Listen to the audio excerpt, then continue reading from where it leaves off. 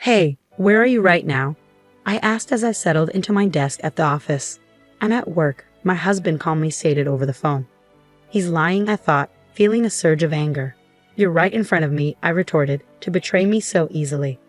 Well, I have my plans too, he replied, his tone unchanged. By any means necessary, I'll send you straight to hell. My name is Karen, 33 years old. After graduating from college, I landed a job at a multinational corporation. A dream come true.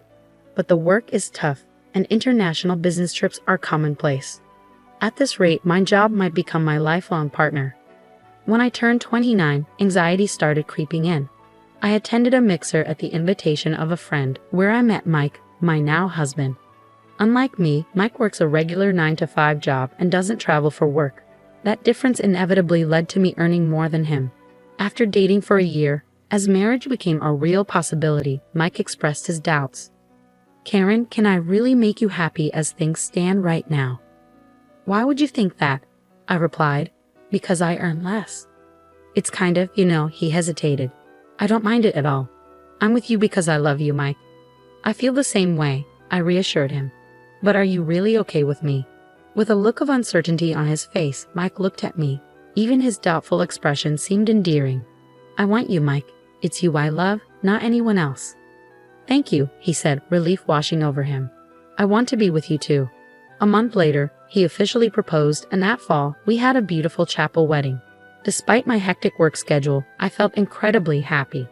Almost 2 years had passed since then, without any issues. We were leading a peaceful married life. Considering our age, it was about time we started thinking about having children. That's what I was starting to think one day when I got home from work and Mike was nowhere to be found. Mike? I called out, searching the house. His shoes were missing, and there were no messages on my phone. Panic started to rise within me. Had something happened to him? Dialing his number, I held the phone to my ear, hoping for the best.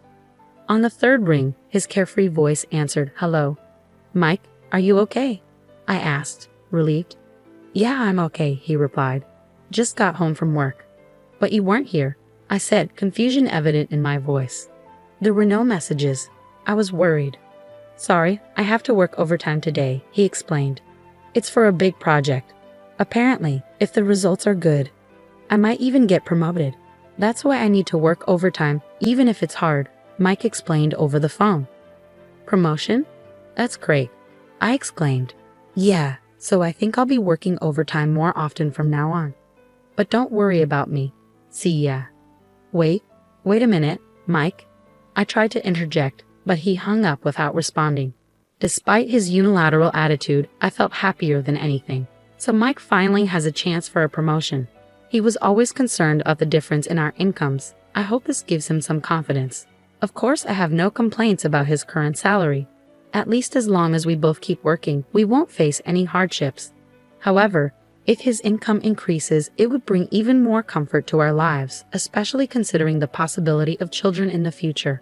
A promotion for him would be more than welcome. Since that day, he stopped coming home at the usual time. Even his days off became work days and our time together decreased. When I come home from work, Mike is not there. Even on the rare days off, he's not home. This was lonelier than I had imagined. However, his future promotion is on the line. I wish he would come home early once in a while and want to spend the day off together. Just relax, sing. If I prioritize these feelings of mine, it would be a nuisance to him. Considering this, I could not possibly confront him. So I decided to immerse myself more in my work to drown out the loneliness. I also have an overseas business trip planned soon, so I'll work just as hard as he does. After all, even if I go home early, he won't be there. Thinking this, my overtime increased as well. But as the time spent with him decreased, my heart reached its limit. I don't think I can bear anymore. Knowing that it might be a burden for him, I decided to express my feelings. "Welcome home, Mike. I have something I want to talk about," I said to my husband when he returned from work that night. "Talk about? Does it have to be today?" "I'm pretty tired," he replied, catching me off guard. Unable to find the right words, I hesitated, but there was no point in giving up now. "I'm sorry, but it's something I really want to discuss," I insisted. If you have something to say it quickly. I need to sleep early for tomorrow's work," he retorted, sounding irritated. Tomorrow is Saturday. Are you going in on your day off again? Sometimes you should relax at home, I urged gently. Ah, enough already. You're nagging. I'm busy, don't you get it? He snapped. Is it fun for you to bother me? He continued, his tone growing harsher. That's not what I meant. Please stop bothering me. Don't you realize how crucial this period is for me? He added, his frustration evident. Yes, you're right. I'm sorry, I apologize, feeling the tension rising. His face turned angry, a sight I had never seen before, which startled me. I'm tired. I'm going to bed, he declared, leaving the room. Left alone, I began to shake uncontrollably out of fear. What on earth just happened? I've never seen Mike like that before. I understand he's busy, but there's no need to speak like that. Though my dissatisfaction was growing internally, I couldn't voice it. We should have been able to resolve this through a proper discussion, as we always have. But I was too afraid to express my true feelings to him at that moment.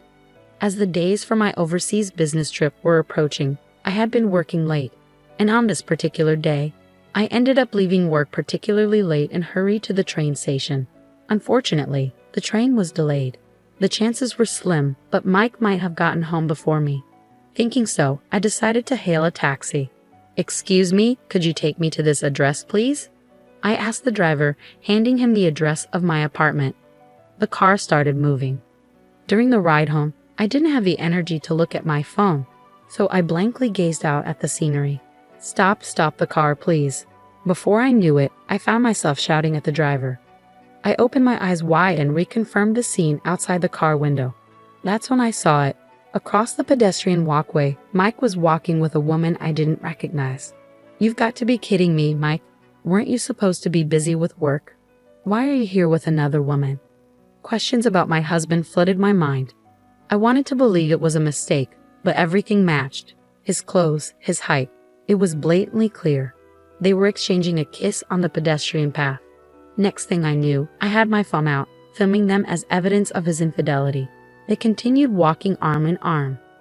As I was capturing the entire scene, the driver asked, "Ma'am?" His voice snapped me back to reality, and I quickly stopped recording. When I arrived home, sure enough, Mike wasn't there yet. I called him, wanting to get the truth. Only the ringing sound of the call echoed emptily from my smartphone. After a few attempts, he finally answered, "Don't keep calling me over and over. You should know I can't answer it if I'm not picking up, right?" "I'm sorry, but there's something I want to ask you," I began tentatively. "I'm working overtime." "I'm sorry, but could we talk later?" Mike interrupted, his voice strained with exhaustion. "Overtime? You don't mean cheating, do you?" I blurted out, my heart racing. "What?" There was a pause, then I heard his voice, filled with anger. After a while, he let out a disgruntled sigh. "Enough of this. How can you say such a thing to your husband who's tired from work? Forget it. I'm not coming home tonight," he declared before hanging up abruptly. Judging by his reaction, it seemed like his affair was confirmed. A strange emotion, neither anger nor sadness, welled up within me. So he was really cheating on me. "We have to talk about this. Things can't continue as they are," I muttered to myself. True to his word, Mike didn't come home that night. From the following day, he'd come home, but there would be no conversation, let alone discussion. In the end, the day of my business trip arrived. First, this time, it's a 2-week trip overseas. On the morning of my departure, as I was wondering how to address Mike, he started talking to me first. "Karen, you're leaving for a business trip today, right? Be careful, okay?" he said, his tone surprisingly gentle. "Huh? Oh yes, thank you, but 2 weeks is such a long time. You often go on these trips, but I still can't get used to it. And it feels lonely," I admitted hesitantly. "Lonely? Do you really feel that way?" he asked, sounding genuinely surprised. "Of course, we've been awkward around each other recently, right? I want to clear up our misunderstandings. So let's have a nice dinner when you get back." There's no way things can work out so conveniently. He's just trying to cover up the fact that he's been cheating, spouting nonsense. I thought to myself, feeling conflicted. Anyone with a bit of thought should be able to see through it. But for some reason, I chose to believe his words. At the time, I hadn't thought that my love for him had completely cooled off after our strained relationship recently. But it seems I can't truly hate him from the bottom of my heart. Did I mistake what I saw the other day? His smile, which I hadn't seen in a long time, was so endearing that it made me have such an illusion. I simply told him, "Let's have a proper talk when I get back," and left the house. After that, my business finished earlier than expected, so I was able to return home earlier. Since it was a sudden decision, I hopped on a plane back to New York without telling my husband, Mike. Initially, I planned to contact him, but then I thought, why not surprise him by returning early, cook dinner, and wait for him? That was the plan. I arrived in New York around 11 a.m. and went straight home, arriving around 1 p.m. It had been about a week since I had last returned home. As I opened the door with a sense of relief, my spine froze. What was that? What caught my eye was a pair of light pink pumps placed at the entrance. As I stood frozen, I heard Mike's voice and a woman's voice from the living room. I tiptoed down the hallway, peeking into the living room from behind a corner. They were drinking in their underwear. The woman was the one I had seen that day. With a sweet voice, the woman started to speak. "Hey Mike, are you really okay with inviting me over? Isn't it dangerous if your wife finds out?" "Nah, it's fine. She's on a business trip abroad until the day after tomorrow," Mike replied casually. "Oh really? That's perfect timing. It's my birthday and your wife isn't at home," the woman remarked. "Exactly," Mike agreed. "Thanks to that, I can spend time leisurely at home with you, Linda. You're staying over tonight, right?" "Oh my love, you're so thoughtful. Thank you for the present," Linda gushed, wrapping her arms around Mike. Mike's mistress, it seems, is named Linda. The two of them were hugging each other in their drunken state. This has to be a joke, just because. I earn more. Why can you do such a thing in the apartment that I rented under my name? While fighting nausea, I recorded the cheating scene with my smartphone. When things settled down, I tiptoed back to the entrance and left the apartment. Sweat poured out and my heartbeat pounded. Despite the situation, I was still believing in him somewhere. I wanted it to be a lie, yet the scene earlier wouldn't leave my mind. I can't continue as his wife anymore. Finally, I decided to resort to my last option. I dialed Mike's number and waited for him to answer. Answering my call with a casual hello, I made sure to speak with an air of urgency. "Hey, where are you right now?" "Huh? I'm at work, of course. What time do you think it is?" he replied. "Yeah, I guess so. I'm sorry, but it seems like someone's home right now," I said, my voice trembling. Not quite grasping the situation, my husband's voice wavered as he stammered, What? Speaking to him, who was likely unaware of the reality, I wove in a bit of deception. "So here's the thing. My trip got finished early, and I came back home. And when I got to the front door, I could hear someone talking inside." "You mean to tell me you're standing outside our apartment right now?" he questioned. "Yes, that's right, Mike. What should I do? Should I go inside to check?" I asked, hoping to lay a trap for him, seeing if he was in the middle of cheating at home, depending on his response. I hoped we could have a proper discussion and resolve things amicably. However, my expectations were dashed to the ground when in a loud voice, my husband blurted out, "Could it be a burglar? Get out of there now. Leave that place immediately." In that moment, any lingering feelings I had for him vanished. "So this is how easily you betray me," I thought. Rather than admitting or apologizing for the affair, he chose to continue hiding it in such a pathetic way. "Just get to somewhere safe," he insisted before abruptly hanging up. Moments later, I called the police. "Hello, is this the police? I think there's a burglar in my house. I can hear unfamiliar voices," I reported. "Yes, thank you." I ended the call and stood waiting. 2 police officers arrived a few minutes later. I repeated the circumstances to them, and we proceeded to my apartment together. When one of the officers rang the doorbell, my husband emerged from the entrance with his eyes wide open. "Well, why are the police here? Are you the resident of this house?" one of the officers asked. "Yes, I am. We received a report from your wife that there might be a burglar here," I replied. "A burglar? No, there's no one here," my husband interjected nervously. As he said this, I stepped out from behind the door. Upon seeing me, my husband muttered, "Well, why are you here?" His eyes darted around nervously. I apologized to the officers, saying it must have been a mistake, and sent them on their way. Glancing around inside, I saw no sign of his mistress. I guess he must have brushed her out when I called earlier. Did he still believe I was unaware of the affair? He brazenly accused me.